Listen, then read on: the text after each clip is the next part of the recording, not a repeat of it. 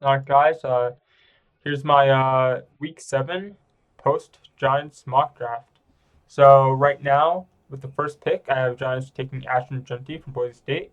I believe he's a Heisman runner. I know Cam Ward is in that conversation. Dylan Gabriel, maybe even Travis Hunter still. Um, but Ashton Jeanty has been looking insane, putting Barry Sanders up, putting Barry Sanders like numbers up. So he's also a pretty solid receiving back. I know we haven't seen much from him so far this season receiving wise, but he was very, very good receiving wise last season. I know that. I think he had 500 receiving yards. I know, but I know he had a lot, and he had a very high yards per route run as well. So he definitely can be a very good receiving back as well. Um, and with Tyron Tracy, we've only really seen him in one game yet, so want to see more of him before we're like, yeah, we don't need a running back at all. But I know people say we need a QB. I just think he's the best player in the draft, arguably. And I think at number 9, he's a steal. I think he's a better prospect than Bijan. And Bijan was taken at, what, 8? And listen, the Falcons, they had Desmond Ritter when they were picking Bijan, right? So, yeah, I know we have Daniel Jones, and, it seems like we need to absolutely take a QB with the first pick. But if one doesn't make it there, I don't think we should. Now, I have been a bit of a Daniel Jones defender, right? But I'm not totally against taking a QB in the first, especially if a good one is available. My top two are Cam Ward and Shedeur Sanders. I think they definitely could make it to 9, but I think it's going to be less likely that they do just because of the teams that need QB right now. So I don't think Cam Ward and Shedeur Sanders are going to make it out of the top 10. It's definitely a possibility, especially in the draft. So who knows? But I just don't know if I see it happening. And I think Ashton Dutty just might be the best player on the board here. So yeah, let's take Ashton Dutty. Plus, I've also seen some other people actually mocking Ashton Dutty to us too, and that was I was mocking Ashton Dutty in some of these drafts like a few weeks ago. So apparently, it's not too unpopular to opinion, but depending on who you ask, some people will get really mad at taking a running back with first round pick.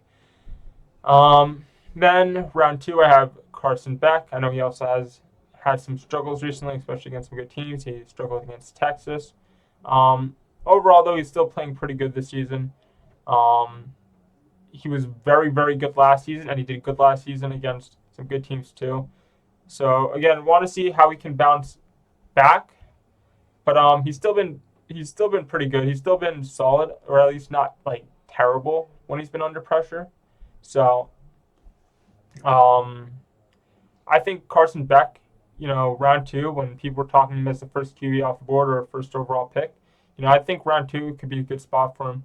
And he definitely has the potential. We know he has a cannon of an arm. So uh, I think Carson Beck, round 2, uh, I think that could be a steal.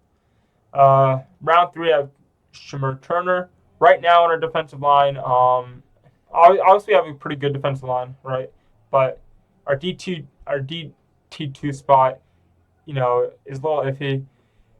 Right now we're kind of putting in Elijah Chapman. He's actually been pretty solid for us, especially on like third downs. I'm pretty sure, but um, not certain that he's going to be the guy there, and not just like kind of like a specialist. Um, so and I and we've been having some trouble stopping the run, especially. And Shimmer Turner, he's been pretty good at stopping the run. He has a high run stop rate. He's played against some good teams, some teams that have good run games as well. So I think Shimmer Turner, round 3, I think he could be a good option. Um, Round 4, I have Holland Pierce from Rutgers. Um, so maybe there's a little bias there. Maybe you could honestly go much higher. You look at his pressures. He's allowed very few pressures for the amount of snaps he has. So he's been very good so far this season. But I could see him falling a bit. Um, he's also a very, very good run blocker. So he's been great in the run game as well too for Rutgers and helping Kyle Monangai. Um, I know obviously tackle doesn't scream out as need, but listen, right here, you're talking about round 4 and 5, and look at what happened now. Now we don't have Andrew Thomas. That basically changed our whole entire season, right? I mean, again, you can say what you want about Daniel Jones being able to perform under pressure, but that just shows you how important these linemen are, how important like losing one lineman can be, and we saw that with AT. So just getting some depth in our line if injuries happen, because they do happen, and who knows, maybe he takes a spot, maybe he can somehow take Luminar's spot down the road if or whatever we want to do regarding that. The only thing is he's like 6'8", so he's like it's unlikely that we're gonna be able to move him in the interior. So I guess that's like the one downside. Um, but I think it could be a pretty good just depth piece for us. And I think he's got a high potential too. And I would love if he makes it to round 4. Then round 5, I have Fentrell Cypress. Cornerback, I don't know how much of a need it is. I mean, I know many people were talking about Deonte Banks and how he might be a bust and everything. Apparently, he had a good lockdown percentage though, which basically means is he was playing tight coverage, just not making plays on the ball. So if we can get him to make plays on the ball, that'd be great. But he's been looking better, in the later half of the season, or in the last few games. So there's that at least. And we've seen Drew Phillips, and Drew Phillips has been looking great. He has been looking excellent. So I don't think cornerback is too much of a need, but just getting some more depth there, I think could be good. I know Fentrell Cypress had a very good 2022 season. And then this season Florida State has just not been performing, but Cypress has still been solid. He did good against Duke, who he's 6. No, I don't. I think they lost one game, and then they did pretty good against Clemson's. I know he had a good grade against Clemson, so I think in the round 5 he could be a pretty good option just to add some depth to our DB room.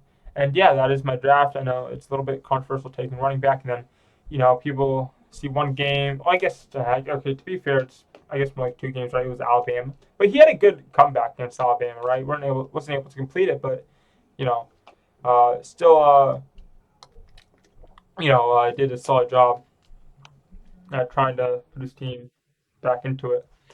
But yeah, that's my mock draft. I think this could happen. Like these guys could make it to these spots. Yeah, I think it's also possible that some of these guys go a lot higher. Ashton Hunty again. He's putting up very Sanders like numbers. Maybe he goes top 5. So who knows? Like I do think he's a better prospect than Bichon. So we'll see. And yeah, that is my 2025 or sorry, well, week 7, post week 7, 2025 Giants mock draft. And yeah, that's about it.